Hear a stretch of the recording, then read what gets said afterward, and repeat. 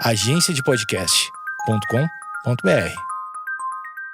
Olá! Está começando mais um Vaginaria Podcast. Aqui você encontra conteúdo para libertar, acolher e divertir mulheres. Eu sou Feminiza e se você acompanha esse podcast já há algum tempo, você deve estar se perguntando: onde está minha companheira Fernanda? Ela está na puta que pariu, mentira. Ela agora está seguindo um projeto solo da psicologia positiva que ela tanto trazia aqui para esse podcast, que agora não existe mais. E ela tá com um novo Instagram agora, que é @escuta.ela. Vocês que querem razões para acreditar na humanidade, sigam a Fernanda, não escutem esse podcast. Quem está substituindo a Fernanda nessa nova temporada, nessa nova jornada da minha vida, é minha amiga Amanda, que mora comigo aqui em Florianópolis. Pra quem não sabe, eu me mudei pra Florianópolis do nada. Então, com vocês, Amanda Mendonça. Olá, galera do podcast Vaginaria, mais uma vez eu aqui. Eu participei do episódio sobre machismo no trabalho e eu me apresentei um pouco lá, mas vou me apresentar de novo. Eu tenho 24 anos, sou ariana, formada em administração pública no interior de São Paulo. Pra vocês saberem um pouco sobre mim, assim, eu gosto muito de escutar. Eu morei com 12 meninas numa república e eu ouvi muitos lados de muitas histórias, conheci gente de todas as criações, enfim. E mesmo escutando muito, eu sou muito teimosa também, porque eu sou ariana, então é isso. Acho que o que vocês precisam saber sobre mim agora é isso. É que vai ter muita problematização nesse podcast e a gente vai fazer o possível para tentar fazer conclusões boas, mas a gente não garante.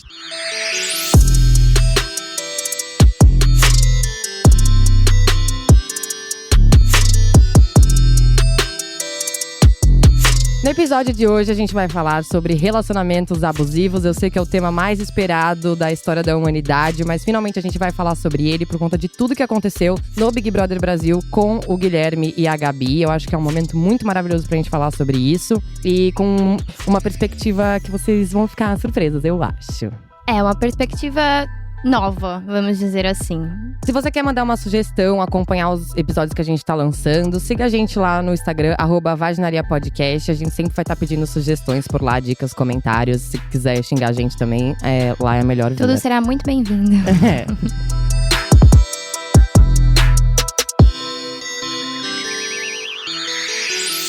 Para começar esse episódio, a gente precisa falar o que é um relacionamento abusivo, né? Esse tema, ele é muito relativizado. Muitas pessoas acham que é realmente relativo, né? O que é abuso, o que não é. Que para uma pessoa uma coisa é abuso, para outra pessoa não é. Então aqui a gente vai tentar explicar o que é um abuso, o que é a violência doméstica e como é esse relacionamento entre oprimido e opressor. E aqui especificamente a gente vai estar falando sobre relacionamentos heteronormativos, porque se a gente for entrar ainda na questão de relacionamento lésbico e gay, o que também acontece e tem muito abuso, a gente vai precisar entrar em outras perspectivas de recortes de gênero e de sexualidade, como as mulheres foram criadas para adorar o amor romântico e não sei o quê. Então isso aí pode render até um outro episódio, mas nesse mesmo a gente vai se ater a relacionamentos hétero, tá bom?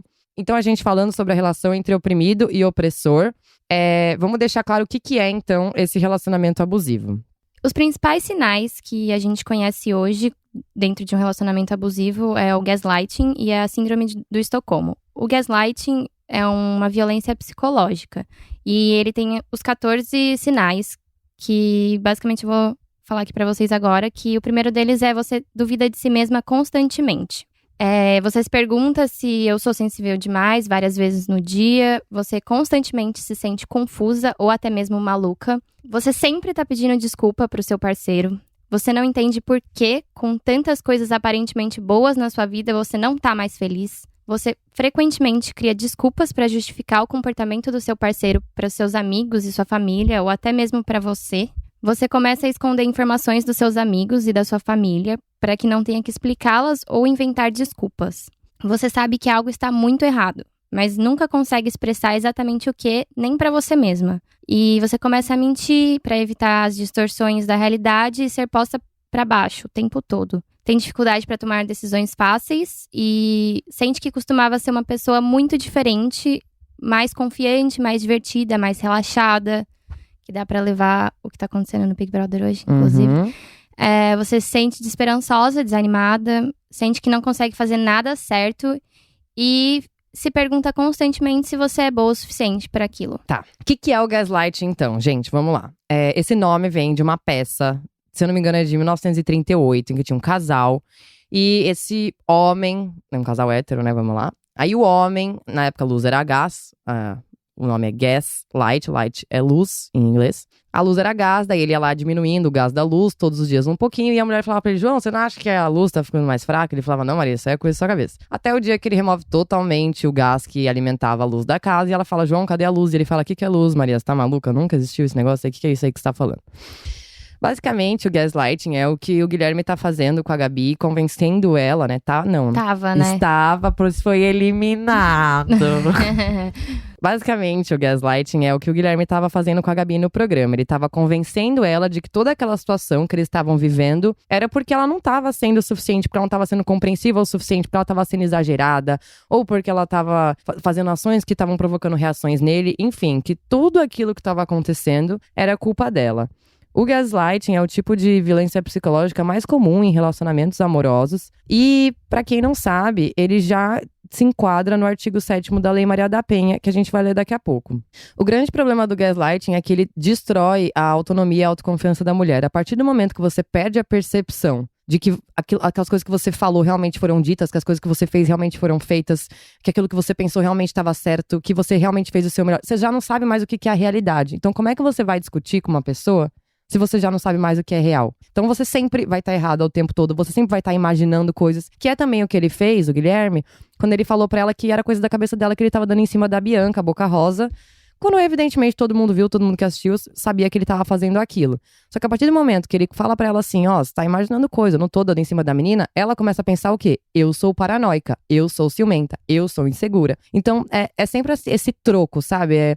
Essa transferência de culpa é o gaslighting. Isso é muito grave, gente. Isso faz muito mal. As consequências para a pessoa que sofre isso, elas são imensuráveis, assim. E é um assunto muito importante que toda mulher deveria se aprofundar mais. Eu tenho um vídeo no YouTube sobre ele, mas aqui a gente não vai se aprofundar muito mais nisso. Só um adendo, que você pode perceber na situação toda como ela tentou sentir o que ela estava sentindo e ele não deixou. E aí ela foi atrofiando no programa. Uhum. Ela queria chorar sozinha, não queria falar nada pra ninguém. E claramente a gente pôde perceber a mudança de comportamento que ela teve depois que ela começou a se relacionar com ele, depois que começou todo esse problema lá dentro e depois que ele saiu, né? Mas enfim. Exatamente. Ela está de volta, BBB.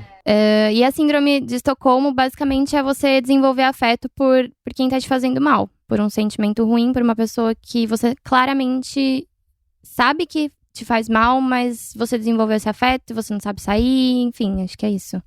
E você acha que a pessoa tem algum motivo pra estar fazendo o que ela tá fazendo. Exatamente. A síndrome de Estocolmo, né, esse nome vem de um assalto que teve num banco em Estocolmo. E os assaltantes fizeram vários reféns. E durante o período que essas pessoas ficaram lá confinadas, eles foram gentis com esses reféns em diversos momentos. Então, tipo, vou te dar uma coberta, liga aqui pra sua mãe, fala pra ela que você tá bem, não sei o quê. Ao mesmo tempo em que eles estavam violentando e traumatizando muito essas pessoas.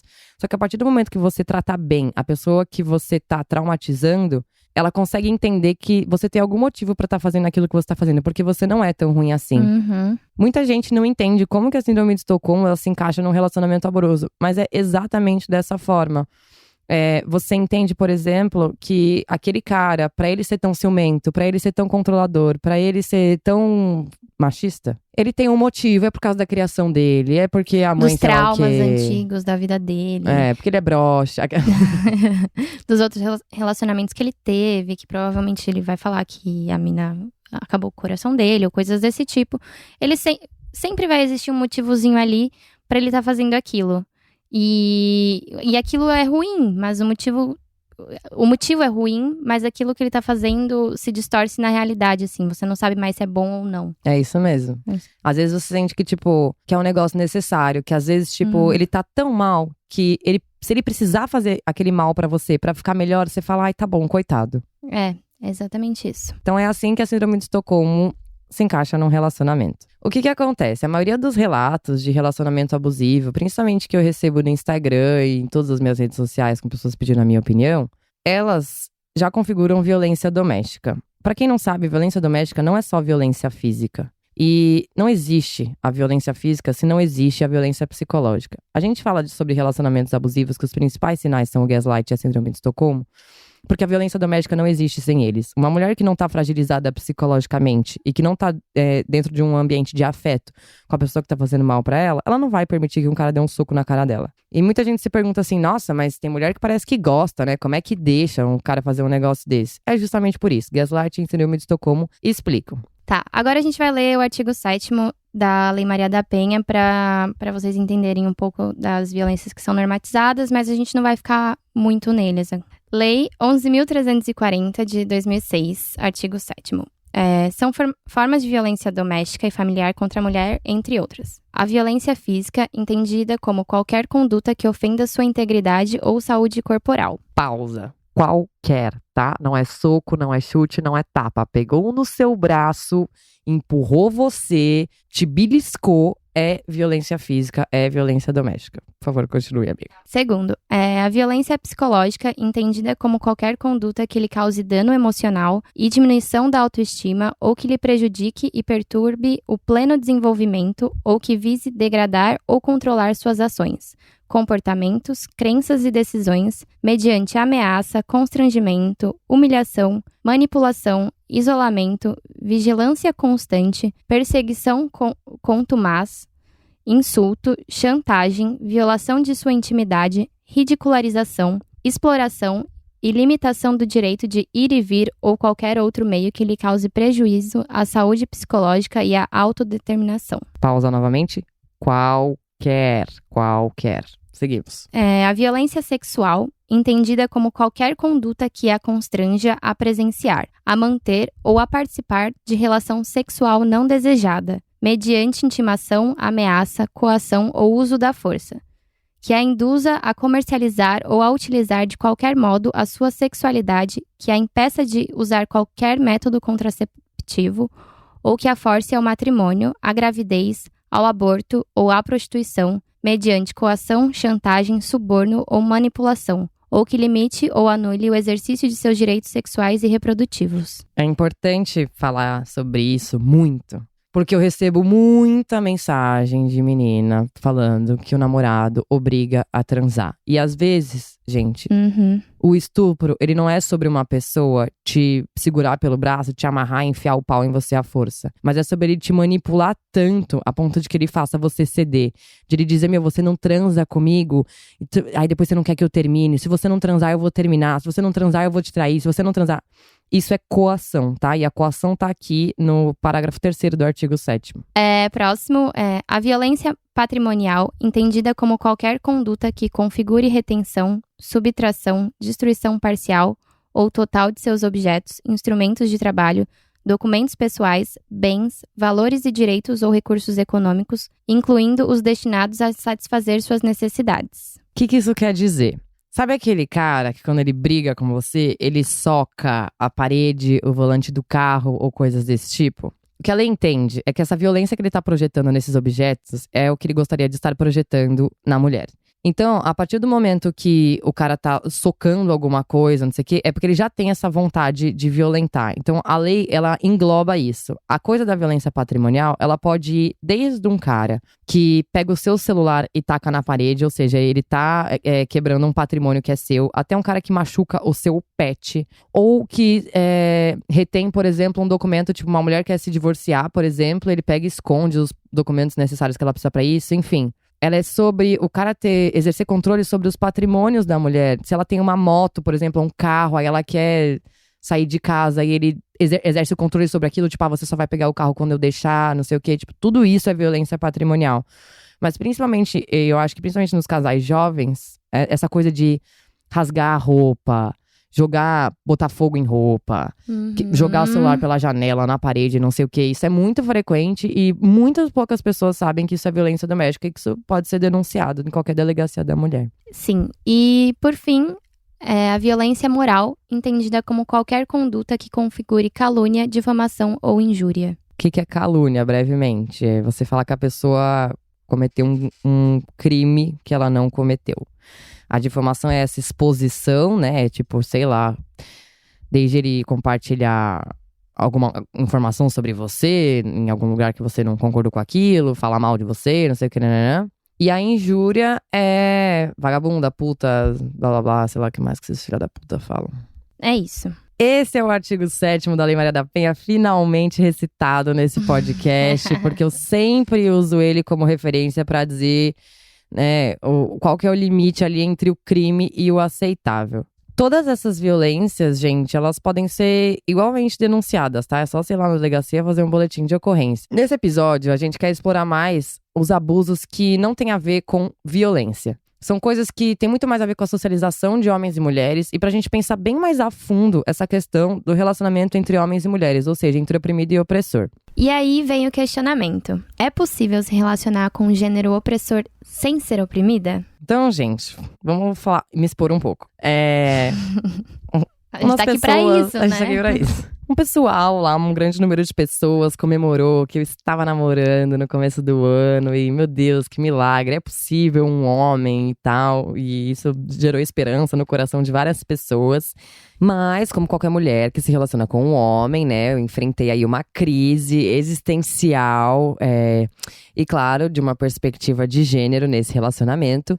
E essa crise toda tem muito a ver com tudo que a gente vai falar nesse episódio. Mas fiquem tranquilas, pra quem acha que eu estou num relacionamento super abusivo, tá tudo bem, tá tudo ótimo comigo. A primeira vez que eu falei sobre relacionamentos abusivos na internet, eu não tinha nada a ver com uma produtora de conteúdo. Eu era uma pessoa X que tava ali boiando na internet. Eu fiz um vídeo de 52 minutos falando sobre um relacionamento extremamente abusivo que eu vivi em 2016. Com uma pessoa que é, né, paciente psiquiátrica e tudo mais. E eu lembro que na época eu entrei na internet e existia muito pouco debate sobre o que era um relacionamento abusivo. O primeiro texto que eu encontrei, na verdade, foi esse dos 14 sinais do gaslighting que a gente leu pra vocês. E um outro sobre a síndrome de Estocolmo, que é de uma psicóloga que é especializada em vítimas de narcisistas patológicos. Ainda assim, quando eu via relatos, assim, que eram muito escassos, na verdade, na época, de mulheres falando sobre isso, nenhuma delas sabia explicar o porquê que isso aconteceu com elas. Elas só sabiam contar a história delas, mas não conseguiam explicar exatamente por que isso aconteceu. E foi aí que eu realmente mergulhei, de fato, na teoria feminista, assim, e que eu comecei a estudar isso obsessivamente. Eu fui voltando no tempo, assim, entendendo as estruturas sociais, entendendo a nossa sociedade, pra entender, tipo, aonde tudo isso começou. Até que eu cheguei na Revolução Agrícola e eu já expliquei isso no episódio sobre relacionamentos não monogâmicos. Faz 3 anos que eu trabalho com esse tema. Tem uma pergunta que as pessoas me fazem muito é como se relacionar depois de viver um relacionamento abusivo. Uma coisa que eu nunca soube responder, porque nesses últimos 3 anos essa não era uma preocupação pra mim. Eu me preocupei em me autoconhecer, em visitar lugares dentro de mim mesma que eu evitei a minha vida inteira, em entender quem eu sou, o que eu quero, o que eu mereço, qual é o meu propósito nesse mundo. E foi um trabalho muito solitário, muito doloroso também, mas que foi a melhor coisa que eu fiz por mim na minha vida. Pelas nossas experiências, tanto minha quanto dela, quanto de todo mundo que a gente conversa e nossas amigas, a gente sempre viu o homem abusivo como uma pessoa ruim, como um cara do mal. E tudo bem, porque as nossas experiências realmente foram com pessoas assim. Sim. O que eu entendi com essa minha relação atual é que, por via de regra, se relacionar com o gênero opressor vai ser abusivo de alguma forma, em algum momento. Quando eu entendi isso, eu senti uma necessidade muito urgente de estabelecer e escancarar ali na cara dele e na situação toda quais eram os meus limites e quais linhas eu não ia cruzar. O que eu quero dizer é que o abuso ele reside nas coisas mais simples. E aí, quando eu falo simples, é simples mesmo, tá, gente? Em um homem achar, por exemplo, que a mulher vai ter todas as respostas pra ele. Ficar falando pra ela, tá, o que eu faço? O que eu faço? O que você acha que eu faço? Em um homem achar que a mulher é uma secretária emocional dele. Em um homem sentir que ele não tem a obrigação de oferecer a mesma qualidade de atenção, afeto e cuidado que uma mulher numa relação. Em um homem achar que acompanhar uma mulher numa tarefa ou algo que ela precisa fazer é um saco ou uma obrigação. Fazer ela se sentir perturbando ou incomodando ele por querer a companhia dele para as tarefas do dia a dia. Ou por querer que ele seja amigo, ou por querer que ele seja parceiro. E o cara não se vê no papel de ajudar a mulher a solucionar os problemas dela. Então, é aquela coisa, gente, de quando você tá num relacionamento com o homem, se ele tá passando por uma situação difícil, qualquer problema que seja, você vai fazer o seu máximo pra conversar, pra ouvir ele, pra entender as perspectivas, pra tentar aconselhar ou tentar dar alguma luz. E o homem não se vê nessa posição de fazer a mesma coisa, já é um abuso. Então, é disso que eu tô falando, tá, gente? Passou disso, é violência doméstica. E aí não tem mais pessoa boa, não tem mais nada dessa história, tá? O que eu tô falando, dessa escala tão leve de abuso, é que, mesmo que ela seja não violenta, afeta o psicológico da gente. O que eu senti na minha relação atual foi que me relacionar com um homem era algo que tava demandando tanto do meu emocional, tava me despendendo tantos pensamentos, tava me colocando em tantas situações que eu já não lembrava mais como era e que eu não sabia mais se eram certas, eu não conseguia mais identificar se aquilo faz parte, se não faz parte, que eu me senti muito desgastada e eu me senti murchando, eu me senti me anulando pra poder me relacionar com o outro. E em determinado momento, quando a gente conversou e a gente concluiu que aquela relação estava sufocante de alguma forma, o meu primeiro pensamento foi que eu tava fazendo tudo errado e que eu, enquanto mulher, não sei me relacionar sem me anular. E aí eu parei pra analisar a forma como eu me relaciono e por que eu ajo da forma que eu ajo. E comecei a pensar o porquê que eu não sou capaz de me relacionar com um homem sem fazer dele o meu filho. E quando ele me questionou, dizendo que eu não era a mesma pessoa que eu era quando a gente se conheceu, eu também trouxe essa culpa pra mim. Mas depois que eu parei pra refletir, eu pensei, é óbvio que eu não sou a mesma pessoa, porque me relacionar é algo que me desgasta. E me desgasta por eu ser mulher e ele ser homem, independente do que estiver acontecendo na nossa relação, que na verdade não aconteceu nada. E a partir do momento em que eu refleti sobre todas essas coisas, eu percebi que eu precisava entender onde era a hora de parar. E onde era a hora de eu me impor e de eu entender que talvez eu tivesse que abrir mão de uma pessoa que eu gosto muito para que eu pudesse respeitar os meus limites e para que eu não estivesse nesse lugar que me dá pavor, que é o lugar da vulnerabilidade e de correr o risco de entrar num ciclo interminável de perdão e de compreensão e de me ver sem conseguir sair de uma situação porque tem algo bom que me prende nela, mas tem outras coisas que fazem me sentir mal e tudo mais. Enfim. Mas a gente pôde finalmente dialogar e solucionar todas essas questões. Foi muito bom, foram conversas maravilhosas. Que me colocaram pra chegar também em diversas outras conclusões. E agora tá tudo bem, tá tudo perfeito, tá tudo maravilhoso. Durante toda a sua vida, você ficou constantemente buscando relacionamentos, ficou emendando um no outro. Você teve o seu tempo pra se conhecer? Essa é a questão de hoje. Como que é o nome do apresentador do Globo Repórter? Ai, Cid meu Deus. Moreira. Ai, sou eu. É a Cid Moreira, com voz de criança. Sou eu, gente. Viemos trazer todos esses questionamentos pra vocês, porque mais do que querer dizer o que vocês têm que fazer, obviamente a gente nunca vai fazer isso, mas a gente quer que vocês questionem e escutem um pouco a palavra. A palavra do feminismo. O que levou a gente pra toda essa conversa e pra gente conseguir chegar na conclusão de que uma relação entre oprimido e opressor sempre vai ser parasitária é que não tem como as coisas funcionarem enquanto a mulher ela é socializada pra ter esse apego maternal mesmo, de cuidado, de zelar pelo outro. E quando a gente fala pelo outro, não é só pelo homem, é por absolutamente qualquer pessoa.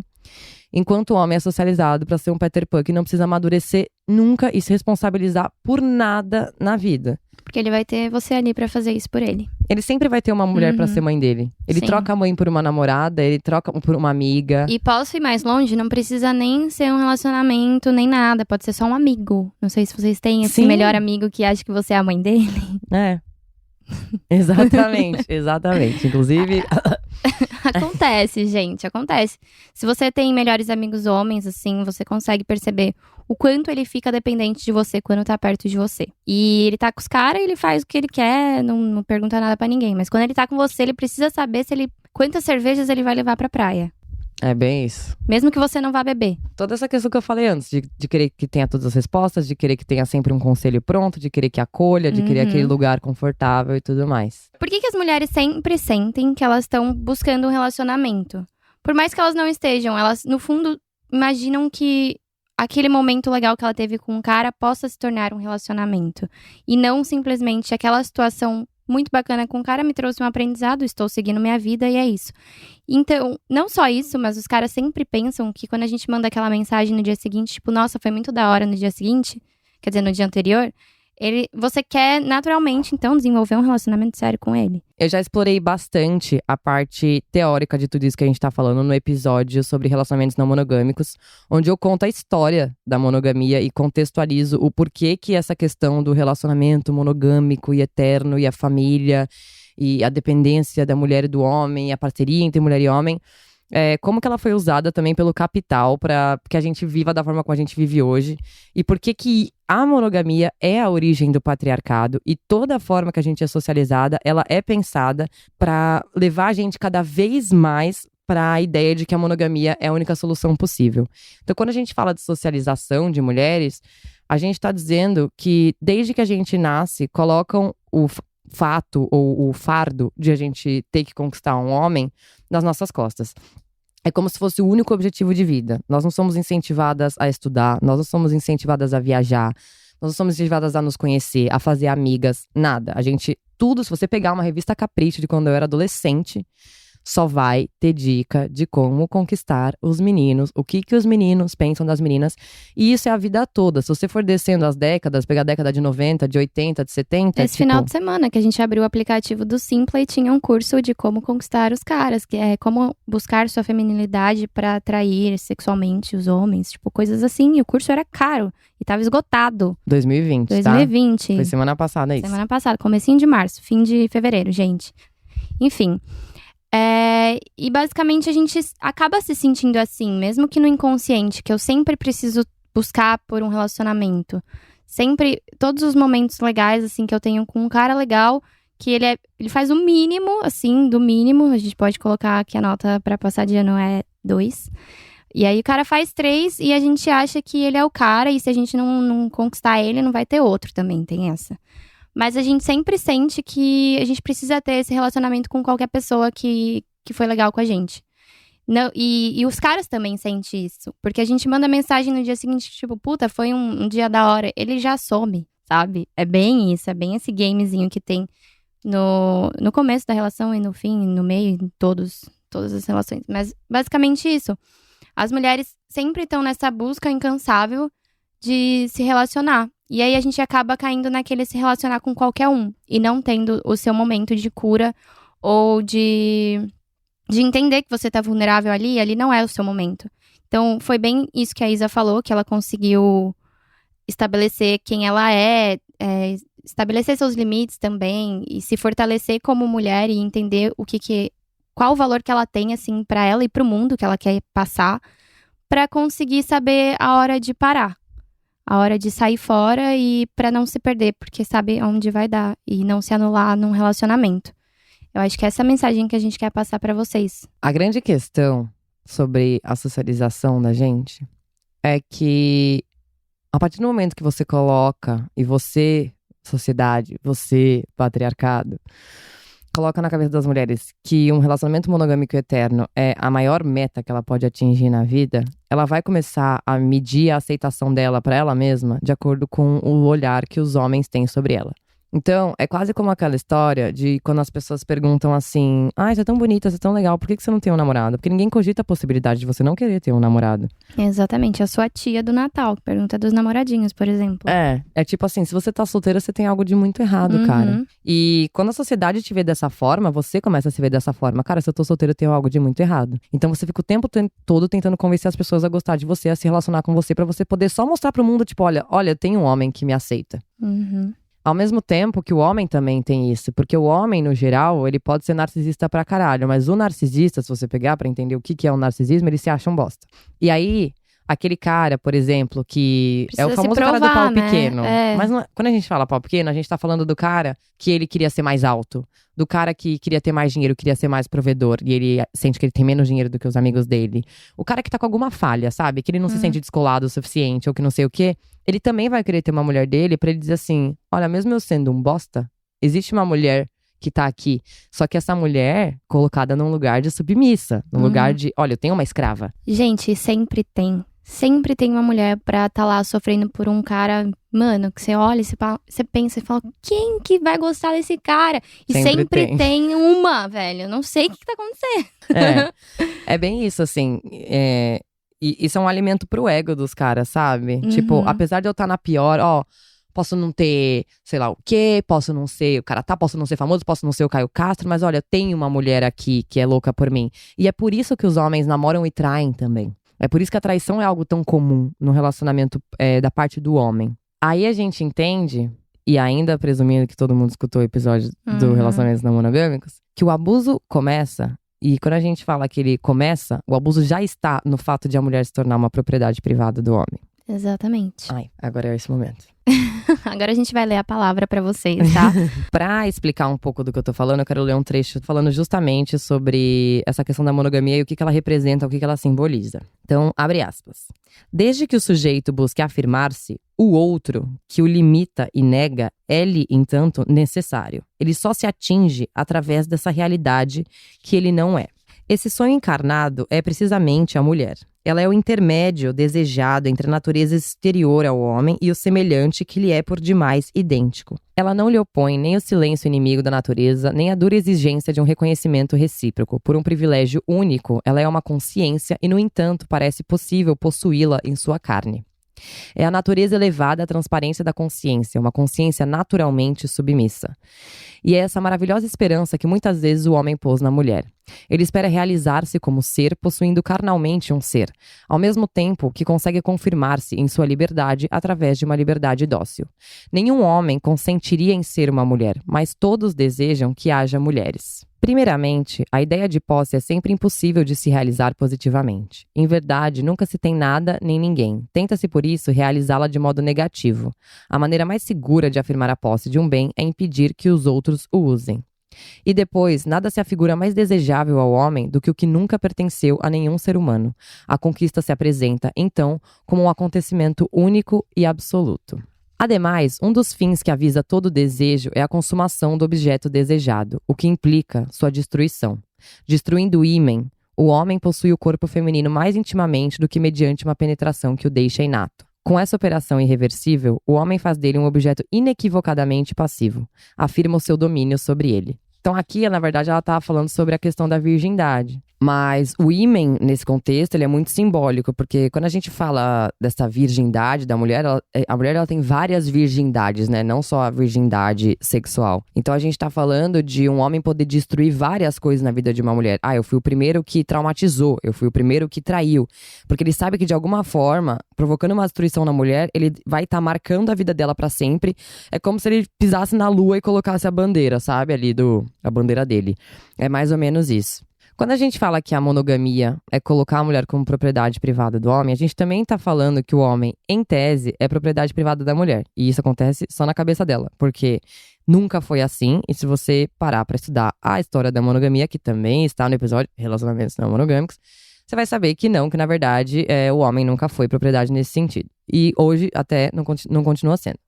Então, a partir do momento que a gente entende que a monogamia por si só é abusiva, a gente tem duas perspectivas diferentes, a do homem e a da mulher, do que é ser a propriedade privada do outro.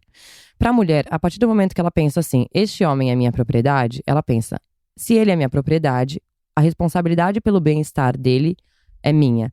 Se ele está feliz, se ele está triste, se ele está animado, se ele está puto, é tudo minha responsabilidade. E é por isso que ela se coloca nesse lugar maternal de cuidar, de zelar, de ouvir, de aconselhar e tudo mais. Já o homem é uma outra percepção. Ele pensa, a partir do momento que essa mulher é minha propriedade privada, isso quer dizer que eu já a conquistei, portanto, eu não preciso fazer mais nada. É isso que a gente veio questionar, sabe? Do tanto que vai demandar de você estar naquele lugar ali. Que é o que a gente questionou essa semana toda, que a gente tentou chegar numa conclusão. E por isso que é muito importante a gente saber nossos limites. A gente saber até onde eu posso ir para que a gente não se anule dentro de um relacionamento. Porque a maioria deles, se você parar pra ver, parece que é uma pessoa só. E por mais que a gente não consiga desmiolar o que tá acontecendo ali, normalmente, quase 100% dos momentos, é a mulher que tá sendo oprimida. Acho que, na verdade, 100%, né? 100%. Porque são dois gêneros opostos que um oprime o outro, então basicamente não tem como ser o oposto. Mas é muito do que acontece em todos os relacionamentos, assim. E por isso que é importante a gente estar se nutrindo, assim, como pessoa. Saber se conhecer, tipo, saber o que eu gosto, o que eu não gosto. O que eu faço, o que é legal eu fazer de uma forma que não tenha muita relação com o que o outro tá me dizendo que é legal, sabe? Tipo, se entender como um indivíduo só, porque no fim das contas, quando você tiver mais velha, querendo ou não, você é a única pessoa que sabe o que é o melhor pra você, sabe? Não vai ser outra pessoa que vai te dizer exatamente o que fazer, nem nada. Tipo, no fim das contas, é você ali sozinha. E imagina, tipo, você chega no fim da sua vida, depois de emendar um relacionamento no outro, e não, tipo, estando vulnerável entre um e outro, e aí outra pessoa aparece e você cai nessa armadilha de um novo relacionamento, estando vulnerável, e aí você olha e se perde, tipo, não sabe mais quem você é. No fim da sua vida, assim, tipo, como eu cheguei aqui, sabe? O que aconteceu no meio do caminho que eu não sei quem eu sou. Então, é muito importante a gente não cair nessas armadilhas, assim. Então, fazendo uma analogia, é como se você trabalhasse muito pra comprar um carro. Você não tem carro nenhum, e aí você trabalha muito, aí você consegue comprar aquele seu carrinho suado e tal. Aí você tá lá na primeira semana com o seu carro, você fala, nossa, que legal, como eu adoro o cheiro dele, como eu adoro os botõezinhos dele, como eu adoro esse banco, esse freio, esse volante, tudo. Nossa, eu adoro. Porque você sabe que você, tipo, batalhou pra conquistar aquilo. E aí, passa um mês. Você já não tá mais naquela pira do... Não é a mesma Você já não lembra coisa. mais como que era quando você não tinha o carro. Exatamente. Aí você já fica, nossa, mas esse carro é meio foda, porque o retrovisor dele podia ser elétrico, né? Ah, porque o banco podia ser elétrico. Ah, podia ter aquecedor no banco. Você começa já a pensar dessa forma. E aí, quando você sofre um acidente com esse seu carro e você quase perde ele, e ele volta da oficina quando você tinha certeza que ia dar PT, aquilo te volta com essa euforia de tipo, ai meu Deus, nossa, como eu amo meu carrinho, nossa, eu ia ficar muito triste se eu perdesse ele, nananã. Essa analogia é o que um homem faz dentro de uma relação, qualquer que seja, com uma mulher. A partir do momento que um homem entra numa relação monogâmica, ele começa a destruir ela propositalmente pra ele sempre ter a euforia de reconquistar ela. Exatamente. Famoso joguinho, mas um pouco mais implícito, assim. Outro nível. Que você nem percebe, na verdade. Tipo, você só tá lá vivendo, vendo todo aquele caos acontecendo, você não percebe que os motivos daquilo tá acontecendo. Às vezes você tá numa relação, e foi muita impressão que eu tive também, você tá ali com a pessoa e você fala, nossa, tá tudo tão perfeito, eu não sei o que poderia dar errado. E aí parece que a pessoa começa a cagar de propósito, sabe? Porque ela não Sim. tá mais tendo aquela euforia. É como se fosse uma droga. Ela precisa que aquela euforia volte. Aquela euforia do eu reconquistei. Então o homem, ele tá sempre te destruindo pra ele poder te reconquistar. E aí, a impressão que dá é que cada vez ele vai te destruir mais. Ah, hoje eu, sei lá, peidei na cara dela. Ela me perdoou. Amanhã eu vou chamar ela de burra. Ela me perdoou. Amanhã eu vou sumir por 3 dias pra ir no rolê com os meus amigos, deixando ela achar que eu morri. E aí eu reapareço e falo, não, amor, tá tudo bem, eu tô de boa. E ela me perdoa. Então cada vez vai ficando maior, porque é exatamente como uma dose de droga. Tipo, cada vez a sua euforia pra reconquistar aquela mulher vai ser maior. Eu sei que a Isa deu alguns exemplos muito explícitos de, tipo, parecem ser bem graves e tal, mas a gente pode colocar essa situação em coisas mais leves do dia a dia, tipo, que ele sabe que você não gosta, sabe? Ele não precisa te xingar de burra pra te perder. Ele pode te perder, entre aspas, assim, sabendo, fazendo esse joguinho, sabe? De conversas que vocês já tiveram, de coisas que você já falou que incomoda, ele vai lá e faz de novo. Ele pode simplesmente não te dar um abraço. Sim. Ele pode, às vezes, não é nem fazer algo que você não gosta, mas é deixar de fazer as coisas que você gosta.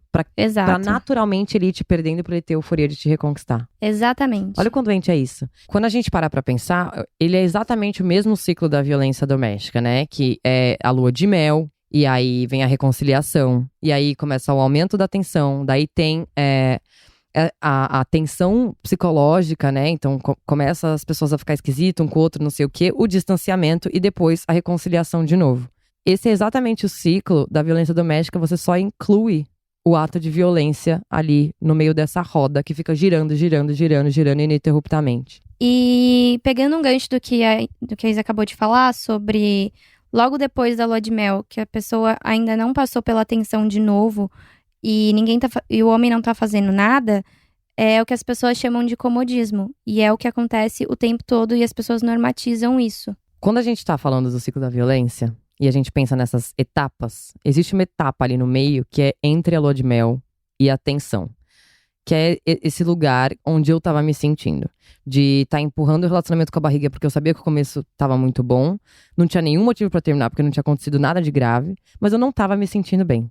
E é esse momento… Exato, esse é um momento crucial, porque acontece com todas as mulheres e elas conversam entre si e normatizam esse momento. Que elas chamam de comodismo, né? Ah, ele tá acomodado, né? Ela também tá, não sei o quê, tipo… E é muito simplista a gente chamar de comodismo nesse momento, né? As pessoas, elas têm uma dificuldade muito grande de problematizar as coisas. Então, elas dão nomes simples pra definir situações que são genéricas. Só que o que a gente tem que questionar é o porquê que aquela mulher tá se sentindo daquele jeito. Por que aquele cara tá se sentindo daquele jeito? Por que ele sente que não tem responsabilidade? Por que ela sente que ela tem responsabilidade? E a partir daí, a gente consegue analisar que esse comodismo, na verdade, é uma situação de abuso por si só. A gente veio aqui pra falar que não é possível se relacionar com um gênero opressor e não ser oprimida. Uma teoria que a gente repetiu umas 58 vezes aqui em casa essa semana pra gente também conseguir compreender todas as nossas relações foi o desenvolvimento daquela velha história da cerca e do pasto. O que mantém o gado no pasto não é a cerca, é a grama. O que isso quer dizer, né? Que o que mantém as pessoas num relacionamento não é a barreira que impede elas de sair, e sim aquilo do que ela tá se alimentando naquela relação. O que acontece Exatamente. é que nas relações monogâmicas heteronormativas, a mulher é sempre a grama e o homem é sempre a cerca. E o que a gente vê é que existe um certo desespero em ser a cerca, porque o cara, ele se vê numa situação de tanta inutilidade ali naquela relação, que ele tem pavor de a mulher descobrir que existem outras gramas melhores. E é daí que vem essa necessidade de controle do homem, essa obsessão ciumenta que vem muito do cara, sabe? Enquanto a mulher tá ali bonitinha, nossa, vou pôr um adubo aqui, nananã. E o que isso quer dizer? Vou ouvir ele, vou ser uma boa parceira, vou ser uma boa amiga, não sei o quê. A mulher tá tendo outras preocupações. O cara tá o tempo inteiro preocupado, mano, não vou deixar ela conhecer outros caras, porque senão ela vai descobrir que eu sou um bosta. Agora, falando um pouco sobre ser pasto, no caso, é basicamente você se conhecer, sabe? Saber o que você gosta, o que você quer, o que você merece, pra conseguir ir alimentando isso dentro de si, pra conseguir estabelecer relações saudáveis. E por isso que é muito importante a gente ficar sozinha. Porque quando a gente tá dentro desse lugar que te colocam de estar sempre vivendo a vida do outro, a gente se perde nesse meio do caminho. Então, emendar um relacionamento no outro, emendar uma decepção na outra não é saudável, nunca vai ser. E as mulheres fazem isso o tempo todo, nessa corrida pelo relacionamento. E o que você tem que ser, tipo, pensar mesmo em você, sabe? Tipo, o que eu gosto de fazer genuinamente. Independente do que o cara sempre te falou que é legal fazer, ou independente do gosto dele, tipo, por mais que, ele me ensinou, ele me mostrou que isso daqui é legal. Beleza, tá? Só que quando eu faço isso, eu tô lembrando dele de alguma forma. Eu preciso me descobrir sozinha, sabe? É muito importante a mulher passar por isso. É solitário, eu sei. Mas é muito melhor você tá genuinamente sozinha do que sozinha num relacionamento e infeliz. Pelo menos você tá sozinha se conhecendo, sabe? É muito melhor você viver esse momento seu, assim. Ai, eu amo. É isso. É isso. Eu acho que essa é uma conclusão positiva do nosso episódio de hoje. O problema de você ficar emendando uma relação na outra é que você nunca vai ter esse momento pra você se conhecer, entender o que você quer, o que você aceita, qual é o mínimo, quem é você e tudo mais. A partir do momento que toda relação com o opressor é uma relação parasitária, a sua única via de comparação quando você não conhece quem você é o seu ex. E nunca o você, o que é aceitável para você. Eu aceito isso, eu não aceito isso. Eu gosto disso, eu não gosto disso. Porque você não se conhece. Então você vai conhecer qualquer cara que é melhor do que o seu ex, você vai achar que ele é um bom cara. Não necessariamente ele só vai ser melhor do que o seu ex, que era um bosta. Exatamente. E a sua via de comparação sempre vai ser essa. E nunca quais são os seus padrões. E sempre quais padrões vão ser melhores do que o do cara que eu estava antes. Exato. E é bem o que a Amanda fala sempre, de que quando você pensa assim, você vai chegar no final da sua vida sem saber quem você é. Gente, polêmico, é complicado isso. E eu acho que também dá pra gente levar pessoas não que namoram, sabe? Que estão só querendo se relacionar o tempo todo. Uhum. Elas emendam decepções nas outras, não relacionamentos. Peguetes. Peguetes. Tipo, eu tenho uma amiga que recentemente falou, nossa, amiga, fazia tempo que eu não ficava sem gostar de ninguém. Como assim, gente? Juro. E é super comum isso. É. Não, eu vejo assim, amigas nossas que, tipo, tá sempre beijando alguém. Agora eu tô beijando não sei o que, agora eu tô beijando não sei o que, agora eu tô beijando três. Agora eu tô afinzinho desse. Aí depois eu tô afinzinho do outro. Mas é sempre uma decepção atrás da outra, sabe? E aí você não tem tempo pra respirar e fazer as suas coisas, sabe? Tipo, pensar em você. Você tá sempre pensando nele. Eu acho que é uma fuga. É. Eu vejo que, tipo, pelo menos das amigas que eu tenho, assim, as que mais têm problemas em se acessar e que mais têm medo de se autoconhecer são as que estão o tempo inteiro beijando alguém. Pode não estar afim de ninguém, não tá apaixonada, não tá gostando. Mas tá o tempo inteiro beijando alguma pessoa pra se distrair. Parece que quer ocupar a cabeça pra evitar se enxergar, sabe? Talvez criar problemas, né? Também. Outras. Eu quero que outras pessoas deem problemas. Eu quero cuidar do problema de outras pessoas. Exato. Porque eu tenho pavor de acessar as minhas próprias questões. Sim, é muito difícil ouvir isso, gente. Mas se a gente parar pra refletir em situações na nossa vida, eu já fiz isso. Eu também. E eu acho que é bem universal, assim, na Não verdade. temos vergonha de assumir. Não tenho, nem um pouco. Porque a gente foi socializada pra isso. É, O que não quer dizer que quem se identificou deva continuar fazendo. exatamente. Esse daqui é um episódio pra você refletir sobre as atitudes que você tem. De uma forma que você consiga ver o que é melhor pra você. E a gente até tava conversando de entender qual é o limite do que você aceita e do que é inegociável. E eu queria poder dizer pra vocês que é universal, mas assim, cada uma tem o seu e ele só consegue ser estabelecido a partir do momento que você para e reflete e respira, pensa em você. Eu acho muito perigoso a gente falar assim que cada uma pessoa tem o seu limite, porque a pessoa que tá numa situação de síndrome de Estocolmo, por exemplo, ela vai estender o limite dela ao máximo. Então, a grande conclusão sobre tudo que a gente falou aqui é que a ideia da monogamia, ela transforma pessoas em posses. E ela nos diz que relacionamentos são bem-sucedidos se são eternos. Quando a Amanda tá falando de a gente entender o nosso limite, é que a gente tem que entender qual que é a hora de parar. Foi quando eu entendi isso que eu me senti pronta pra fazer esse episódio. Quando eu me vi sabendo a hora de parar. O que a gente conclui de tudo que a gente falou aqui é que se relacionar com o professor nunca vai ser saudável, gente. Nunca. Sempre vai ser abusivo. Não importa quem seja o cara com quem você tá se relacionando. A não ser que ele seja uma pessoa muito passiva. Ou que, sei lá, que ele seja muito parceiro assim. Isso é possível. Mas em um momento ou outro isso vai ser abusivo de alguma forma. A gente entende o momento de parar quando a gente se vê nessa situação de empurrando o relacionamento com a barriga porque a gente precisa estar naquele relacionamento. Eu sempre falei isso desde muito nova. E é muito louco que eu tenha passado por todas as coisas que eu passei na minha vida, tendo sido a pessoa que sempre repetiu isso pros outros. Mas quando é pra gente se relacionar, é pra gente estar feliz todos os dias. Não é pra você passar uma semana chegando triste na sua casa porque fulano não tá te tratando do jeito que você queria que tivesse ou porque ele não tá atendendo suas expectativas XYZ. É pra você estar feliz o tempo todo. Não tem problema terminar quando você não tá mais feliz. O seu relacionamento, ele não vai ser bem sucedido só se ele for eterno.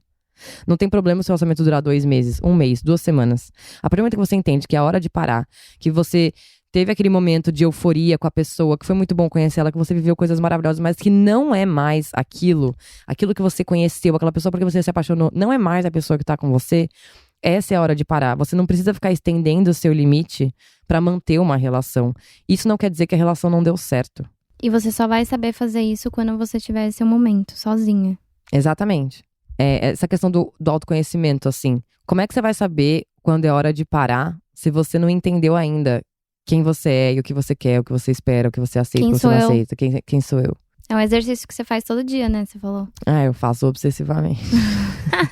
Mas é muito importante. É importante a gente fazer e anotar essas coisas, assim. É que pra mim, eu gosto muito de externalizar escrevendo ou conversando, enfim. A Isa, ela conversa sozinha na cabeça dela e aí depois a gente conversa.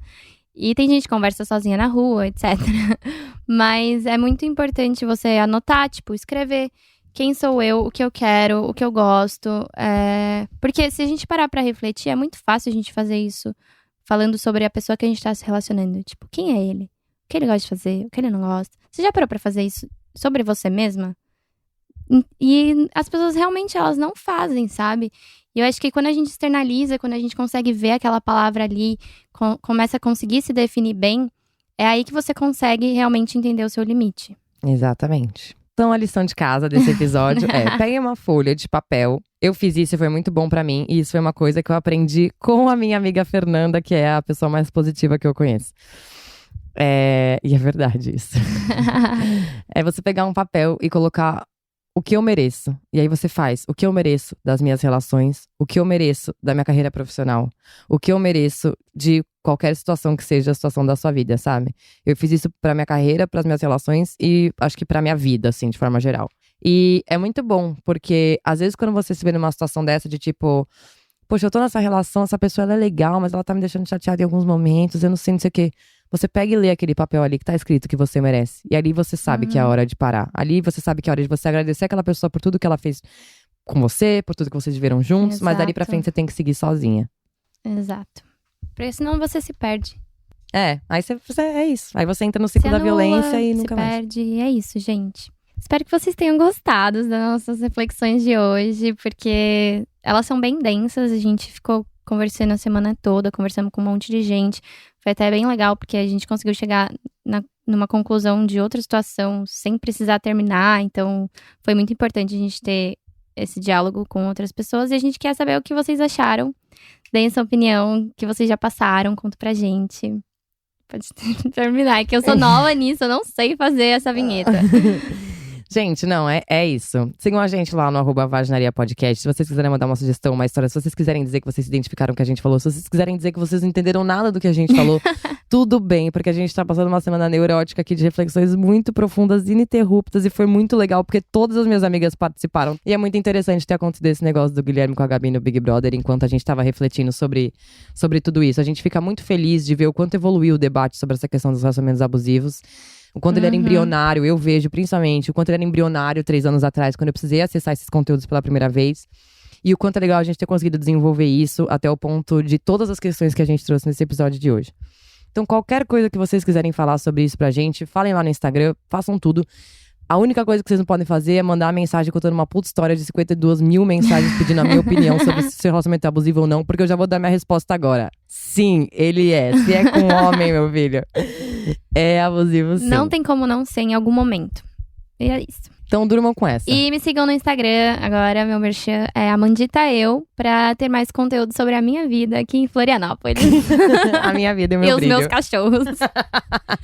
É isso, gente. Muito obrigada. Estamos de volta e até semana que vem.